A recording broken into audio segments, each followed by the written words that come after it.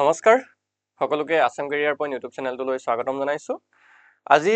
DLED entrance এক্সামৰ কাৰণে help হোৱাকৈ মেথছৰ এটা নতুন ক্লাছ লৈ আহিছোঁ আৰু আজিৰে পৰা আমি ইউটিউবত ক্লাছবিলাক আৰম্ভ কৰিছোঁ আৰু ইতিমধ্যে আমাৰ আসাম কেৰিয়াৰ পইণ্ট এপত DLEDৰ কাৰণে এটা কোৰ্চ আমি লঞ্চ কৰিবলৈ ওলাইছোঁ আৰু এই কোৰ্চটোত DLED এন্ট্ৰেন্স এক্সামৰ কাৰণে অৰ্থাৎ DLED PET যিটো এক্সাম হয় প্ৰি এন্ট্ৰেন্স টেষ্ট, তো তাৰ কাৰণে যিমানখিনি সাবজেক্ট আমাৰ প্ৰয়োজন হয় গোটেইকেইটা সাবজেক্টৰ আমি আমাৰ আসাম কেৰিয়াৰ পইণ্ট এপত ক্লাছ কৰাম। তো ইয়াতে আপোনালোকৰ general English, general knowledge, reasoning, general maths, general science and EVS, social science, language গোটেইকেইখন পেপাৰ অৰ্থাৎ গোটেইকেইটা সাবজেক্টৰ ক্লাছ ইয়াত কৰোৱা হ'ব আৰু সবতকৈ ভাল কথা যে অনলি 599 ৰুপিছত অৰ্থাৎ 600 টকাৰ ভিতৰত আপোনালোকে কি কৰিব পাৰিব DLED এন্ট্ৰেন্সৰ কাৰণে প্ৰিপাৰেচন চলাব পাৰিব। বেলেগৰ দৰে আমি 1000 টকা, 1500 টকা বা 2000 টকা আমি প্ৰাইচ ৰখা নাই, যাতে যিবিলাক আমাৰ একদম মধ্যবিত্ত লোকৰ ষ্টুডেন্টস আছে সবে যাতে আমাৰ এই কোৰ্সটো ল'ব পাৰে আৰু এই কোৰ্সটোৰ পৰা এন্ট্ৰেন্সৰ এক্সামটো ভালদৰে দি পিনে এটা সিট যাতে তেওঁলোকে পাব পাৰে তাৰ কাৰণে আমি এই কোৰ্সটো লঞ্চ কৰিছোঁ। ঠিক আছে, তো এই কোৰ্সটোৰ বিষয়ে যদি আপোনালোকে আৰু অধিক জানিব বিচাৰে তেতিয়াহ'লে এই নাম্বাৰটোত এবাৰ আমাক হোৱাটছআপ কৰিব বা ডাইৰেক্ট কল কৰিব। ঠিক আছে, আৰু আমাৰ এই কোৰ্সৰ যিটো অনলাইন ক্লাছ অৰ্থাৎ যিটো আমাৰ লাইভ ক্লাছ সেইটো অহা আমাৰ 20 মে তাৰিখৰ পৰা অনুষ্ঠিত হ'ব, অৰ্থাৎ আমাৰ 20 মে তাৰিখৰ পৰা লাইভ ক্লাছবিলাক ডেইলি পাই থাকিব। ঠিক আছে, তো যদি আপোনালোকে এতিয়া আমাৰ এই DLED কোৰ্সটোত এনৰোল হ'ব বিচাৰিছে বা জইন হ'ব বিচাৰিছে তেতিয়াহ'লে এই নাম্বাৰটোত এবাৰ হোৱাটছআপত মেছেজ কৰক বা আমাক এবাৰ কল কৰি ডিটেইলছটো জানি লওক। ঠিক আছে, সো বেছি দেৰি নকৰোঁ, এতিয়া আমি আগবাঢ়ো আমাৰ ফাৰ্ষ্ট কুৱেশ্যনটোলৈ। সো এইটো এটা মেথছৰ ক্লাছ হ'ব আৰু আমি ইউটিউবৰ লগতে এপত সুন্দৰকৈ গোটেই বস্তুখিনি শিকি যাম আৰু ইউটিউবত গোটেইখিনি বস্তু দিব নোৱাৰোঁ, তাৰ কাৰণে আমি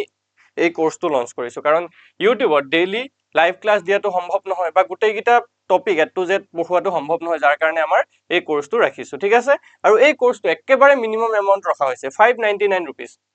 600 টকাৰ ভিতৰত গোটেইখিনি সাবজেক্ট আপোনালোকক পঢ়োৱা হ'ব। তো চিন্তা কৰিব নালাগে, ভালদৰে আপোনালোকে প্ৰিপাৰেচন কৰক আৰু এতিয়া আমি বেছি দেৰি নকৰোঁ, আমাৰ কুৱেশ্যনখিনি ষ্টাৰ্ট কৰোঁ। তো ফাৰ্ষ্ট কুৱেশ্যনটো কি কৈছে ভালকে আমি যদি চাওঁ, 1/3 of 3/4 of a number is 30, then find the number. এটা সংখ্যাৰ 3/4 1/3 30 হলে সংখ্যাটো কিমান হ'ব নিৰ্ণয় কৰিবলৈ দিছে। ঠিক আছে, এটা সংখ্যাৰ 3/4 আকৌ তাৰ 1/3 যদি আমি উলিয়াও তেতিয়াহ'লে সেইটো কিমান হয়, সেইটো 30 হয় বুলি কৈছে। তেতিয়াহ'লে সেই সংখ্যাটো কি, আমি ধৰি লৈছো সংখ্যাটো x। ওকে, আমি ধৰিছো সংখ্যাটো x। ওকে, এতিয়া কি হ'ব, xৰ 3/4 1/3 কি হ'ব, 30 হ'ব। এতিয়া 3/4 কি হয় আৰু 1/3 কি হয় এইটো প্ৰথমতে আমি শিকিব লাগিব। ঠিক আছে, তো 3/4 অৰ্থটো হৈছে 3/4। ওকে, আৰু 1/3 অৰ্থটো হৈছে 1/3। এই দুটা বস্তুৱে হয়। ঠিক আছে, 1/3 মানে 3 ভাগৰ এভাগ, 3/4 অৰ্থাৎ 4 ভাগৰ 3 ভাগ, এইটোকে কোৱা হৈছে। এতিয়া আমাৰ কি কৈছে, xৰ 3/4 মানে কি, xৰ 3/4 আৰু তাৰ 1/3 অৰ্থাৎ 3/4ৰ 1/3 আৰু ইয়াৰ ভ্যালুটো কি হয় বুলি কৈছে, 30 হয় বুলি কৈছে। সো এইটোৱে হৈছে আমাৰ সমীকৰণ। এতিয়া এই সমীকৰণটো যদি আমি সমাধান কৰি দিওঁ xৰ মান পাই যাম। তো এতিয়া যদি আমি চাওঁ, xৰ ৰৰ ঠাইত আহি যায় পূৰণ, এইটো আহি গ'ল 3/4, ৰৰ ঠাইত আহি গ'ল পূৰণ, এইটো আহি গ'ল 1/3, ইজুকেল কি হ'ব 30 হৈ যাবগে। এতিয়া যদি আমি 3 কেনসেল কৰি দিওঁ, ইয়াত থাকিলে 4, 4টো সমান চিহ্ন ইফালে হৈ গ'ল পূৰণ। তো x ইজুকেল কি হৈ গ'লকে 30 × 4, আৰু 30 × 4 ইজুকেল কিমান, 3 4 গুণ 12 120। তো আমি xৰ মান কিমান পাই গ'লো, 120। তো আমি ধৰি লৈছিলো সংখ্যাটো x, তো সংখ্যাটো কিমান হ'লগে 120 হ'ল। তো 120 কোনটো অপশনত আছে, অপশন চিত আছে, অপশন চিটো হৈ যাবগে শুদ্ধ উত্তৰ। আই হোপ সকলোৱে কুৱেশ্যনটো বুজি পাইছে, আৰু যদি কিবা অসুবিধা পায়, কোনো কুৱেশ্যন বুজি নাপায় বা কিবা ডাউট থাকে তেতিয়াহ'লে আমাৰ কমেণ্টত জনালে হ'ল, আমি সেইটো সলিউশন কৰাই দিম। ঠিক আছে, নেক্সট কুৱেশ্যনটো যদি আমি ভালদৰে চাওঁ কি কৈছে, 2/3 of a number 2/3 of 1/4 of a number is 6, find the number. এটা সংখ্যাৰ 1/4 2/3 6, তেতিয়াহ'লে সেই সংখ্যাটো কি হ'ব নিৰ্ণয় কৰিব কৈছে। ঠিক আছে, সেই সংখ্যাটো কি হ'ব, এতিয়া কৈছে ধৰি লৈছো, ইয়াতো আমি ধৰি লৈছো let the number, ঠিক আছে, let the number be x. Okay, আমি সংখ্যাটো কি ধৰি লৈছো x। এতিয়া আমি কি উলিয়াব লাগিব, এতিয়া উলিয়াব লাগিব আমি সেই সংখ্যাটোৰ 1/4 2/3, হয় নহয়। সো হেতুৰ 1/4 অৰ্থটো কি হ'ব 1/4, আৰু 2/3 অৰ্থটো কি হ'ব 2/3। তো xৰ কি হ'ব, xৰ 1/4, তাৰ কি হ'ব 2/3 ইজ ইকুৱেল টু কি হ'ব 6 হ'ব, যেহেতু আমাক ইয়াত 6 বুলি কৈ থৈছে। তো এতিয়া যদি ইয়াক সলভ কৰি দিও কি হৈ যাবগে, x into 1/4 into 2/3 is equal 6 দুয়ে যদি এতিয়া আমি 4 কাটি দিও দুবাৰ যাব 2 3 গুণ 6 তো ইয়াত তলত 6 হল সিফালে যোৱাৰ লগে লগে হৈ গল পূৰণ তো x is equal কি হৈ যাবগে 6 পূৰণ 6 6 6 গুণ 36 তো x ৰ মান আমি কিমান পাই গলগে 36 তো আমি ধৰি লৈছিলো সংখ্যাটো x তো এতিয়া এই সংখ্যাটো আমি কিমান পাইছো 36 অপচন সি হল অপচন সি হৈ গলগে কারেক্ট আনসার ওকে সো এতিয়া আমি আগবাঢ়িব পাৰো আমাৰ তৃতীয়টো প্ৰশ্নলে ওকে 3 নম্বৰ কোৱেশ্চনটোত কি কৈছে 60 কেজি 240 কেজিৰ কিমান শতাংশ 60 KG is what percent of 240 KG তো আমি যদি চাও আমি ধৰি লৈছো যে 60 কেজি 240 কেজিৰ 1 শতাংশ বুলি ধৰি লৈছো ঠিক আছে কিমান শতাংশ 1 শতাংশ 60 কেজি 240 কেজিৰ কিমান শতাংশ 1 শতাংশ ইয়াৰ অৰ্থটো কি 60 সমান কি হ'ব 240 ৰ x% হ'ব নহব x% হ'ব এটো আমাক কৈছে 60 কেজি তো 240 ৰ x% সো এতিয়া যদি আমি এক সলভ কৰি দিও 60 is equal কি হ'ব 240 ইনটু কি হ'ব x ৰ যেটো আমি পাৰ্সেন্টটো যদি অতৰাই দিও ইয়াত কি হৈ যাবগে x divided by 100 পাৰ্সেন্টটো যদি আমি ভগ্নাংশলৈ লৈ যাও সদায় 1 ৰে হৰণ কৰিব লাগে এটো কথা সদায় মনত ৰাখিব তো 0 0 ক্যান্সেল হল 2 যদি 24 কাটো 12 বাৰ যাব 2 যদি 10 কাটো 5 বাৰ যাব হৈ গল এতিয়া 5 টো তলত আছে হৰণ ইফালে আহিলে পূৰণ হৈ যাব 60 into 5 আৰু 12 টো ইয়াত পূৰণ হৈছে তলত আহিলে হৰণ হৈ যাবগে আৰু ইফালে অকল x টো থাকি যাব তো 12 যদি আমি 60 কাটি দিও 5 বাৰ যাব 5 5 গুণ কিমান হ'ব 5 পূৰণ 5 সমান x তো 5 5 গুণ হৈ গলগে 25 কিমান হৈ গলগে 25 তো x ৰ মান আমি কিমান পাই গলো 25 অৰ্থাৎ আমি কি ধৰিছো 25% হৈ যাব তো এটো আনসাৰটো কি হৈ যাবগে আমাৰ 25% 25% কত আছে অপচন এট আছে option A is the right answer clear হৈছে নেক্সট কোৱেশ্চনটো আগবঢ়ো আমি 6 নম্বৰ কোৱেশ্চনটো কি কৈছে ভালকে চাব লাগে the price of a computer is 20000 what will be the price of computer after reduction of 25% যদি এটা কম্পিউটাৰ দাম 20000 টকা হয় আকৌ তাত 20% 25% যদি হ্ৰাস কৰা হয় তেতিয়া হলে কম্পিউটাৰটোৰ দাম কিমান হ'ব এতিয়া এই কোৱেশ্চনটো কৰিবলৈ এটা শৰ্ট ট্ৰিক্স আছে বা এটা ফৰ্মুলা আছে আমি এই ফৰ্মুলাটো মনত ৰাখিব লাগিব ঠিক আছে যদি ইয়াত হ্ৰাস দিয়া আছে বা কেতিয়াবা বৃদ্ধি বুলি দিয়া থাকিব পাৰে হ্ৰাস বা বৃদ্ধি হলে এই ফৰ্মুলাটো আমি লগাব পাৰো ঠিক আছে ফৰ্মুলাটো হৈছে 100 plus minus y divided by 100 into x okay এই ফৰ্মুলাটো মনত ৰাখিলে হ'ল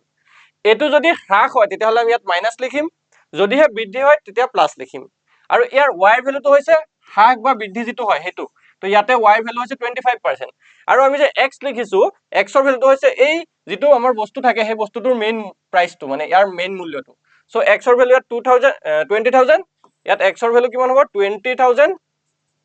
আৰু y ভ্যালু কিমান হ'ব 25% ওকে এতিয়া আমি উলিয়াব লাগে কি কৈছে আমাক ইয়াত হ্ৰাস কৈছে কোৱেশ্চনটোত আমাক কি কৈছে যেটো হ্ৰাস কৈছে তো আমি ইয়াত কি কৰিম 100 - y divided by 100 into x কৰিম তো 100 কি হৈ যাব 100 - 25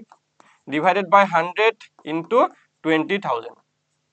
হল 0 0 ক্যান্সেল 0 0 ক্যান্সেল ইয়াত 1 ৰ পৰা 25 গল থাকিলে 75 75 পূৰণ 200 হল 75 লগত যদি 200 পূৰণ কৰিও এফালে 150 দুটা শূন্য 15000 ঠিক আছে তো আমাৰ যদি এই 20000 টকাৰ টিভিটোৰ কম্পিউটাৰটোৰ দাম যদি 25% হ্ৰাস কৰা হয় তেতিয়া হলে তাৰ দামটো কিমান হ'বগে 15000 হ'ব option B is the right answer যদিহে ইয়াত কলাহেতেন যে 25% বৃদ্ধি পাইছে যদিহে ইয়াত কলাহেতেন যে 25% কি হৈছে বৃদ্ধি হৈছে তেতিয়া হলে কি হৈ গলহেতেন এই 100 টোৰ লগত 25% মানে 25 টো প্লাস হৈ গলহেতেন বাকি সেম থাকিব ঠিক আছে বুজি পাইছে অসুবিধা নাই একো এতিয়া আমি আগবঢ়ো আমাৰ নেক্সট কোৱেশ্চনটোলে ইয়াত কি কৈছে এক্সপান্ড অৰ্থাৎ বিস্তাৰ কৰিব দিছে কাক বিস্তাৰ কৰিব দিছে x + 2 into x + 3 এতিয়া যেহেতু ইয়াত ব্ৰেকেট দিয়া আছে দুটাতে ব্ৰেকেট দিয়া আছে তো এটোক আমি কেনে ধৰণে এক্সপান্ড কৰিব পাৰো ঠিক আছে x + 2 x + 3 ইয়াক যদি এক্সপান্ড কৰিবলৈ যায় ইয়াৰ এটা ফৰ্মুলা আছে ওকে x² + x এনেকুৱা আছে ফৰ্মুলাটো x² এক সেকেন্ড ৰ ফৰ্মুলাটোক যদি আমি এনেকে ভাঙি দিও x + a x + b এটো আছিল ওকে আৰু ইয়াক যদি আমি ভাঙি দিও তেতিয়া হলে কি হ'ব x² + a + b x + ab okay এটো আছিল ফৰ্মুলাটো তো ইয়াতে x + 2 আছে আৰু x + 3 আছে তো এজ ইট ইজ আমি x² অৰ্থাৎ x² লিখি দিছো প্লাস a + b ৰ জাগাত কি লিখিছো 2 + 3 লিখি দিছো বাহিৰত x আছে প্লাস কি হ'ব 2 * 3 হৈ গল তো এটো হৈ যাব x স্কয়ার প্লাস 2 3 হৈ গলকে 5 5x প্লাস 2 3 গুণ 6 তো এটোই হ'ব আমাৰ answer x square plus 5x plus 6 code আছে অপশন 8 আছে option A is the right answer clear হৈছে সকলোৰে বুজি পাইছে সো এইটো ধৰণে আমি কি কৰিব পাৰো এই কোৱেশ্চনটো সলভ কৰিব পাৰো নেক্সট কোৱেশ্চন ইয়াত কি কৈছে if x plus 1 by x is equal 5 find x square plus 1 by x square x plus 1 by x ৰ মান যদি 5 হয় তেনেহলে x square plus 1 by x square মানটো কি হ'ব তো এটোৰ কাৰণে এটা ট্ৰিক্স আছে ঠিক আছে একেবাৰে শৰ্ট ট্ৰিক্স আছে শৰ্ট ট্ৰিক্সটো আপোনালোকে মনত ৰাখি থব ওকে যদি এনেকে আমাক দিয়া আছে x plus 1 by x ৰ ভ্যালু কিবা এটা দিয়া আছে ইয়াত যিকোনো ভ্যালু থাকিব পাৰে সো আমি ইয়াক কি বুলি ধৰি লৈছো n বুলি ধৰি লৈছো তেতিয়াহলে x square plus 1 by x square মানটো কি হ'ব n square minus 2 হ'ব এই ফৰ্মুলাটো আপোনালোকে মনত ৰাখিব লাগে n square minus কি হ'ব 2 লিখি দিলে আনসাৰ ওলাই যাবগে কি কেতিয়া ওলাব এটো যেতিয়া কি দিয়া থাকিব x square plus 1 by x square উলিয়াবলে দিব তেতিয়াহে আমি এই ফৰ্মুলাটো এপ্লাই কৰিম ওকে তো n square minus 2 তো ইয়াতে আমি যেহেতু n ৰ ভ্যালু 5 দি থৈছে তো এটো কি হৈ যাবগে 5 square minus 2 কৰিলে আনসাৰ পাই যাম তো 5 square মানে 25 minus 2 is equal কিমান 23 ক'ত আছে অপশন 8 আছে okay option A is the right answer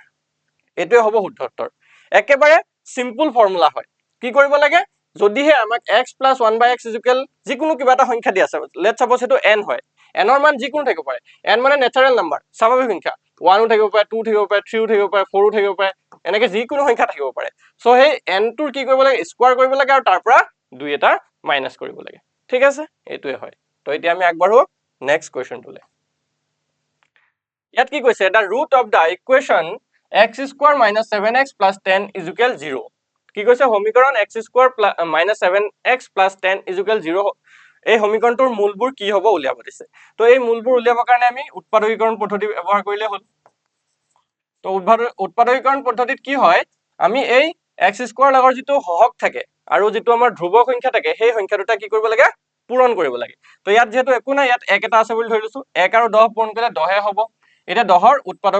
উৎপাদক উলিয়ালে হৈ গলগে তো 2 5 গুণ কি হৈ যাবগে 10 এতিয়া যেটোটা উৎপাদক পাইছো এটা উৎপাদক পাইছো আমি 2 আৰু এটা পাইছো কি 5 এতিয়া 2 আৰু 5 ইয়াক যোগ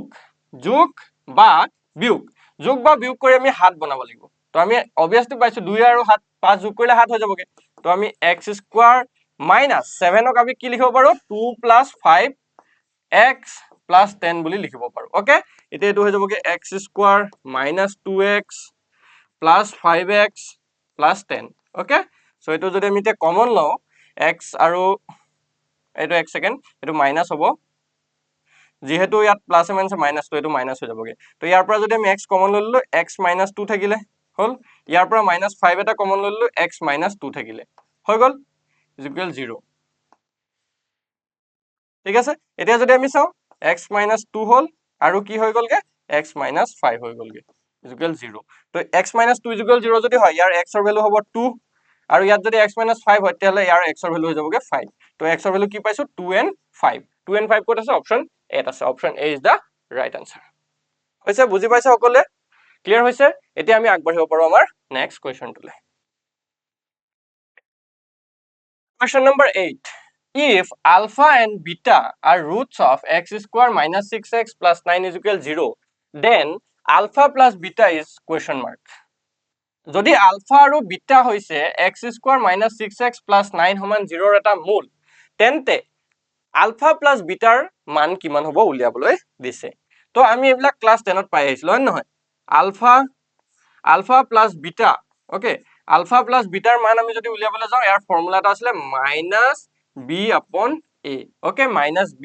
by a এতিয়া ইয়াত এই b আৰু a কি হয় এটা আমি উলিয়াব লাগিব ঠিক আছে a ইয়াত b আৰু c এই তিনটা বস্তু আমি এই সমীকৰণটোৰ পৰা পাও এটো এটা দ্বিঘাত সমীকৰণ বুলি কয় হয় নহয় এটো এটা দ্বিঘাত সমীকৰণ বুলি কয় এই সমীকৰণটোৰ পৰা আমি কি পাও a b c ৰ মান উলিয়াব পাৰো a ৰ মান হৈছে x স্কয়াৰ লগত থকা হহকটো তো ইয়াত a ৰ মান হৈছে 1 b ৰ মান হৈছে x ৰ লগত থকা হহকটো এটো হৈছে -6 আৰু c ৰ মান হৈছে ধ্ৰুবক সংখ্যা যেটোৰ ভ্যালু 9 তো a ৰ ভ্যালু পাইছো 1 b ৰ ভ্যালু পাইছো -6 আৰু c ৰ ভ্যালু পাইছো আমি 9 এতিয়া আমাক আলফা প্লাস বিটাৰ ভ্যালু উলিয়াব দিছিলে তো ইয়াৰ ভ্যালু আমি কেনেকৈ উলিয়াব -b বাই তো -b বাই কৰিলে হৈ গল মাইনাস আহিলে b ৰ জায়গাত আহি গল -6 আৰু a ৰ জায়গাত আহি গল 1 তো মাইনাছ মাইনাছ কেনচেল থাকিলে 6/1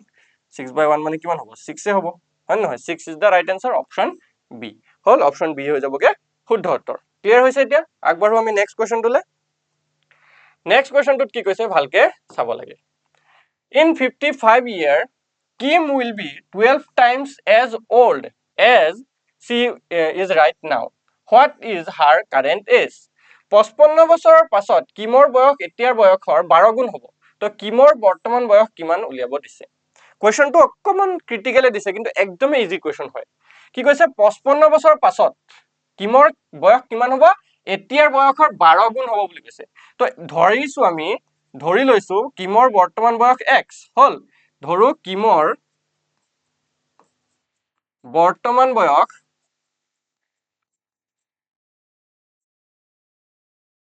সমান x